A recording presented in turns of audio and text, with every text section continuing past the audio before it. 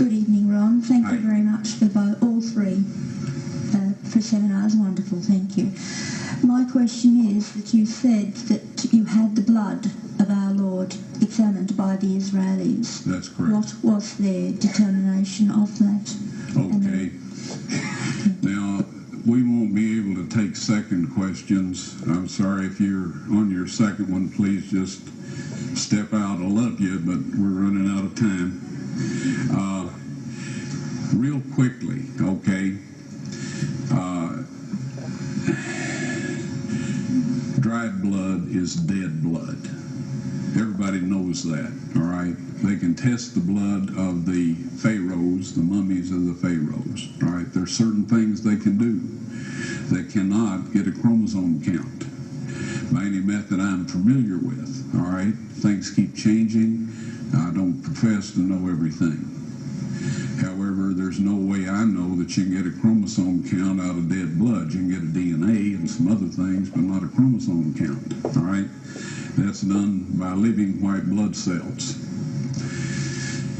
Now then, first of all, in this analysis, I took the blood into a laboratory in Israel.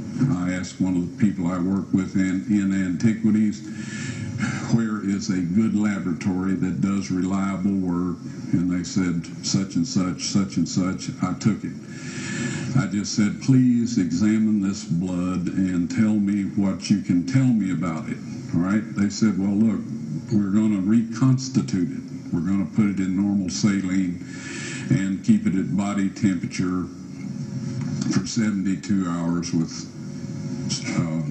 gentle swirling. All right? That's their business. That's great. I said, now I want to be there when you check it out. They said, fine. So I was back.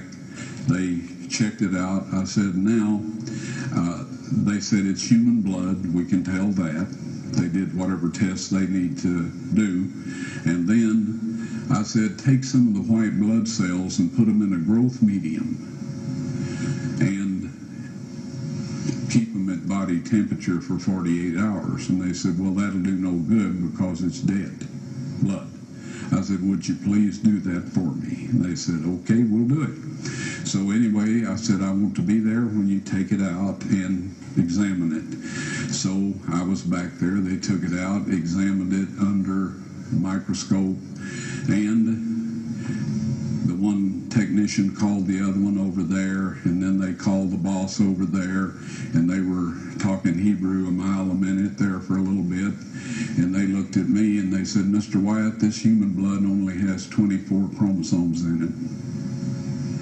Everybody else has 46. You see, 23 from your mother, 23 from your father, 22 autosomes from your mother, 22 autosomes from your father. You get an X from your mother, you may get an X or Y from your father, all right? This blood had 23 chromosomes from the mother's side, one Y chromosome only. You see, the child could not have developed if they hadn't had the autosomes from the mother. So all of his physical characteristics were determined by his mother's side of the family, her autosomes. His maleness was determined by this one Y that came from the source, not a human male. Then they said, this blood is alive. And then they said, whose blood is this?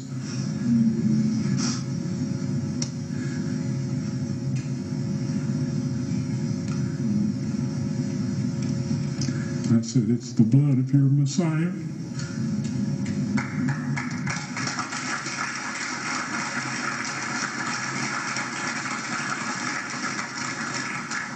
And I assure you, those men's lives have changed.